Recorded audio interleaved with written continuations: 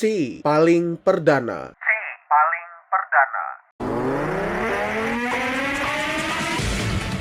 Pusat Vulkanologi dan Mitigasi Bencana Geologi atau PVMBG mengingatkan masyarakat terkait masih adanya potensi erupsi Gunung Merapi, Sumatera Barat. Meskipun terjadi penurunan status dari level siaga menjadi waspada. Kepala PVMBG Hendra Gunawan mengatakan bahwa jika tidak terjadi peningkatan pasokan magma kembali, erupsi yang dapat terjadi diperkirakan berskala kecil dengan potensi bahaya dari lontaran material letusan berada di sekitar puncak Gunung Merapi di dalam wilayah radius 3 km dari pusat aktivitas. Ditambahkan Hendra, potensi bahaya dari aliran banjir lahar pada lembah atau bantaran aliran sungai-sungai yang berhulu di bagian puncak Gunung Merapi harus tetap diwaspadai masyarakat.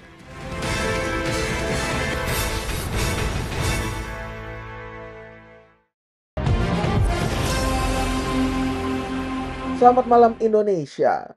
Kevin Manoy dan Andika Rizky Rehansyah menghantarkan informasi faktual dalam DNP Evening News, edisi hari ini 1 Juli 2024. Beragam informasi telah kami siapkan untuk Anda. Dan berikut adalah fokus utama kami malam ini.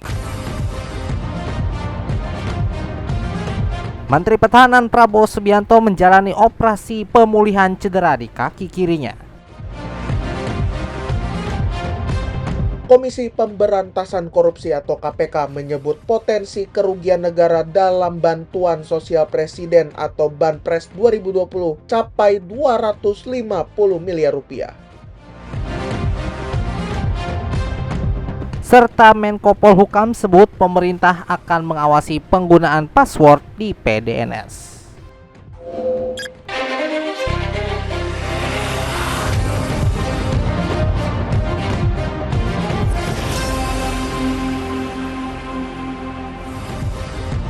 Menteri Pertahanan atau Menhan Prabowo Subianto telah menjalani operasi pemulihan cedera yang selama ini dialami oleh kaki kirinya.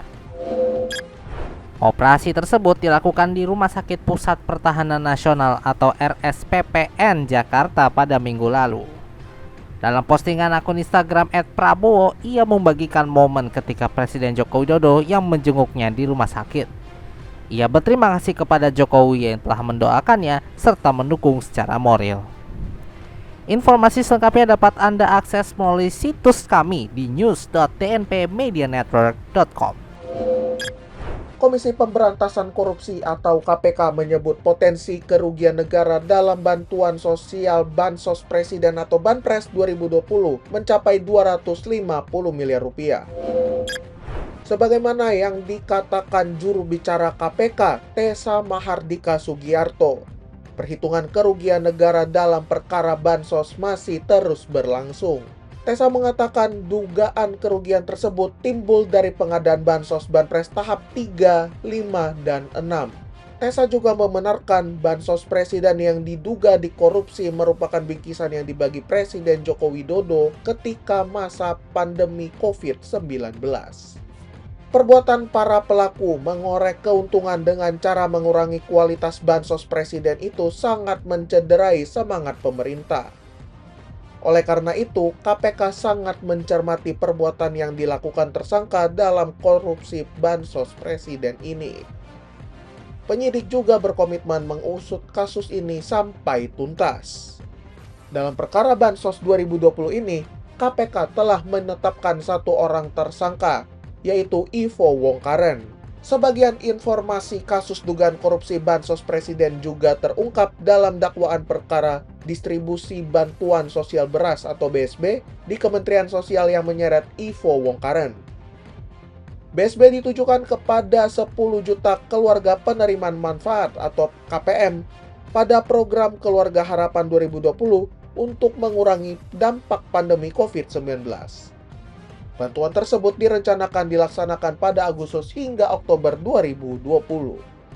Dalam waktu yang hampir bersamaan, Kemensos juga melaksanakan program Bansos Presiden di wilayah Jakarta, Bogor, Depok, Tangerang, dan Bekasi atau Jabodetabek. Ivo terlibat dalam proyek itu dan menjadi salah satu vendor pelaksana menggunakan PT Anomali Lumbung Arta atau ALA. Ia kemudian menjadi salah satu tersangka dalam kasus bansos presiden ini. Ivo telah dinyatakan bersalah dalam kasus distribusi bansos beras untuk KPM pada program PKH Kemensos. Ia telah divonis 8 tahun 6 bulan penjara, denda 1 miliar rupiah, subsidiar 12 bulan penjara, serta uang pengganti mencapai 63 miliar rupiah. Menteri Koordinator Bidang Politik, Hukum, dan Keamanan Hadi Cahyanto mengungkapkan bahwa pihaknya akan mengawasi seluruh password yang digunakan oleh penyewa atau tenan dari Pusat Data Nasional Sementara atau PDNS 2. Proses pengawasan akan dilakukan oleh Badan Sandi dan Cyber Negara atau BSSN. Hadi menjelaskan bahwa pemerintah mencurigai serangan cyber ransomware yang masuk ke PDNS 2 bermula dari permasalahan penggunaan password. Selain mengawasi penggunaan password para penyewa PDNS, pemerintah juga akan memperkuat teknologi cyber BSSN. Hadi menjelaskan bahwa salah satu caranya adalah melakukan penyambungan kendali komando BSSN dan mengaktifkan Computer Security Incident Response Team atau CSIRT yang sudah diluncurkan pada Rabu 6 September 2023 lalu. Hadi juga menegaskan akan mengecek lagi aturan dan instruksi Presiden terkait dengan operasional BSSN dan jajarannya. Melalui proses pengecekan, Hadi ingin mengevaluasi rantai komando sebagai antisipasi bila terjadi permasalahan serupa. Setelah kejadian serangan ransomware terhadap PDNS 2, pemerintah mewajibkan setiap kementerian dan lembaga untuk melakukan backup data agar bisa segera dilakukan pemulihan bila terjadi suatu permasalahan.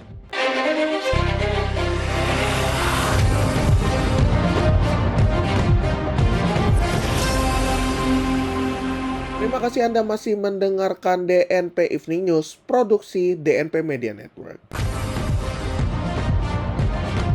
AirAsia Indonesia buka suara soal tudingan selebgram asal Medan, Cut Melissa, yang mengklaim dirinya dipersulit oleh petugas counter check-in AirAsia di Bandara Internasional Kuala Namu, Medan, hingga gagal terbang ke Thailand. Hal itu dikarenakan paspor miliknya lecet tipis. Atas insiden tersebut, Cut Melissa dan sang suami batal terbang ke Don Mueang, Thailand.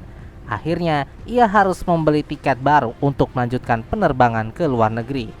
Mengutip keterangan AirAsia di akun Instagram resmi perusahaannya, manajemen menyebut bahwa halaman identitas atau paspor milik Cut Melissa sobek sehingga tidak diizinkan untuk check-in. Manajemen menilai sikap petugas counter check-in AirAsia yang tidak mengizinkan calon penumpang melakukan check-in lantaran paspornya rusak sesuai dengan Peraturan Menteri Hukum dan HAM Nomor 8 Tahun 2014. Sesuai prosedur, staf AirAsia Indonesia terlebih dahulu melakukan verifikasi paspor yang tidak sesuai dengan peraturan kepada otoritas terkait. AirAsia Indonesia pun telah menjadwalkan ulang penerbangan alternatif keesokan harinya. Komitmen perusahaan memberikan pelayanan terbaik dan memastikan kepatuhan terhadap aturan demi keselamatan dan kenyamanan bersama.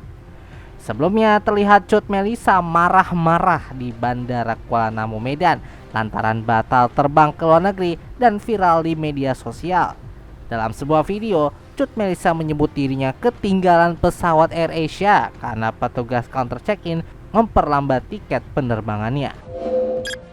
Pemerintah Kota Administrasi Jakarta Selatan memadukan lokasi dan sasaran prioritas intervensi gizi untuk menekan TENKES atau stunting di wilayahnya.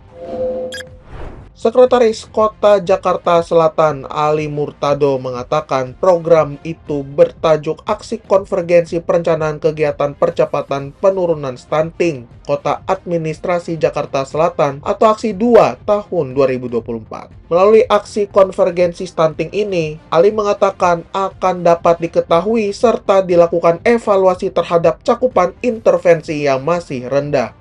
Ia mengajak semua pihak terkait untuk bersama-sama lebih meningkatkan konvergensi dan inovasi dalam menyusun kegiatan dengan sasaran yang lebih terfokus pada pencegahan.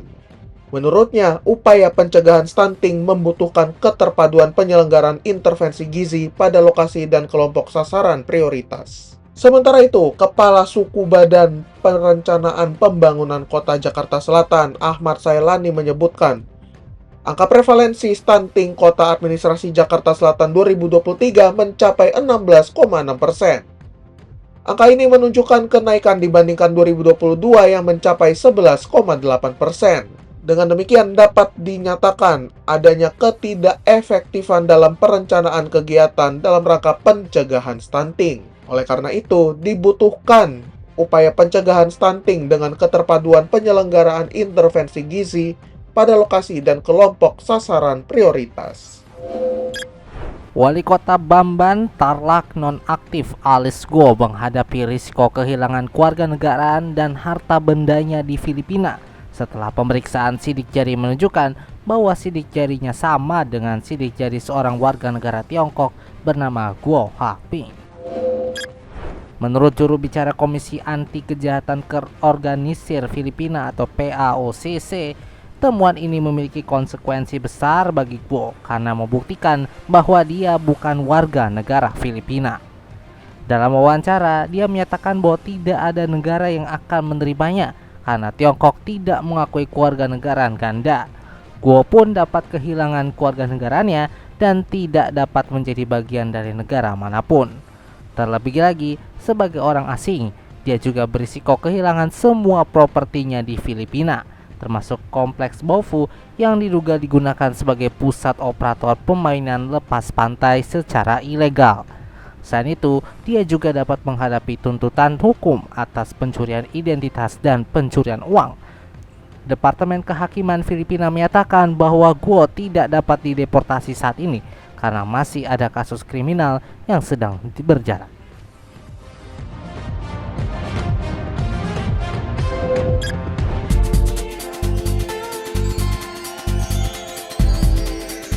Persatuan Bulu Tangkis Seluruh Indonesia atau PBSI menjelaskan kronologi meninggalnya pebulu tangkis asal China, Chang Chi-chie saat bermain di BNI Badminton Asia Junior Championship 2024 pada hari Minggu lalu. Dalam konferensi pers yang diikuti secara virtual dari Jakarta pada hari ini, Kepala Bidang Humas PBSI Broto Happy mengatakan bahwa Chang Chi-chie pingsan saat menjalani laga melawan pemain Jepang Kazuma Kawamo pada penyisihan grup D di Gor Among Grogo, Yogyakarta. Tim medis dan dokter turnamen segera masuk ke lapangan setelah mendapatkan panggilan dari wasit. Tim medis memasuki arena untuk melakukan pemeriksaan survei awal dan pertolongan awal sesuai prosedur. Setelah diberikan pertolongan pertama, dokter turnamen memutuskan untuk segera melarikan Chang ke rumah sakit rujukan. Setelah diberikan pertolongan pertama, dokter turnamen memutuskan untuk segera melarikan Chang ke rumah sakit rujukan RSPAU Dr. S. Haryo Lukito berjarak 4,7 km atau 10 menit. Pemilihan RSPAU menurut Broto sesuai dengan rekomendasi Badminton Asia terkait jarak dan fasilitas yang tersedia.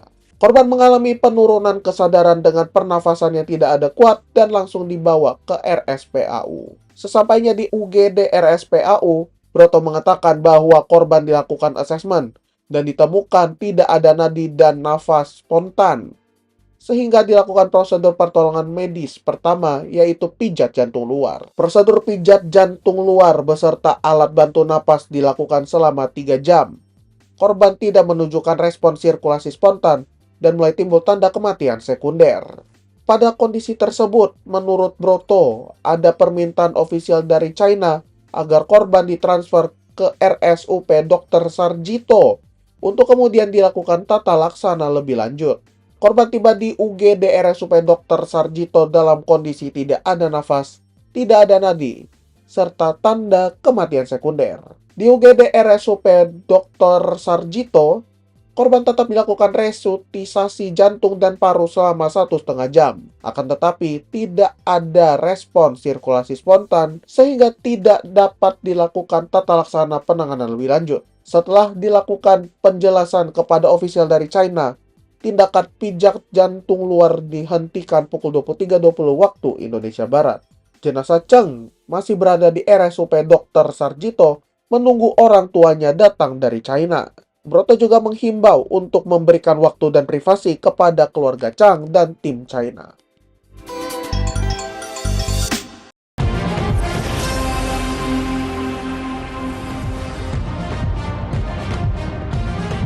Berita tersebut mengakhiri perjumpaan kita dalam DNP Evening News malam ini.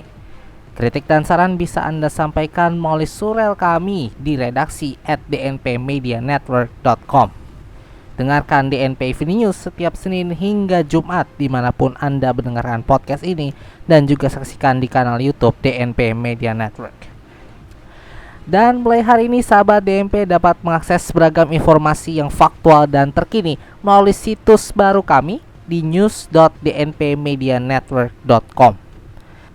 Saya Andika Rizky Rahansyah dan Kevin Manoy pamit undur diri. Ini adalah DNP News, lebih informatif, lebih terinformasi. Selamat malam Indonesia.